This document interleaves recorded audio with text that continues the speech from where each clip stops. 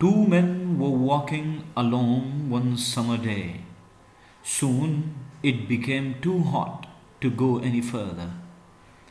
Two men were walking along one summer day. Soon it became too hot to go any further. They saw a large tree nearby. They threw themselves on the ground to rest in its shade. They saw a large tree nearby. They threw themselves on the ground to rest in its shade. Gazing up into the branches, one man said to the other, "What a useless tree this is! It does not have fruit that we can eat." Gazing up into the branches, one man said to the other, "What a useless tree this is! It does not have fruit that we can eat."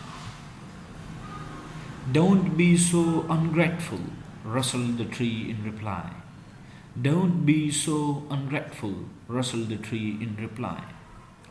"I am being extremely useful to you at this very moment. I am being extremely useful to you at this very moment. I am shielding you from the hot sun. I am shielding you from the hot sun, and you call me a good for nothing?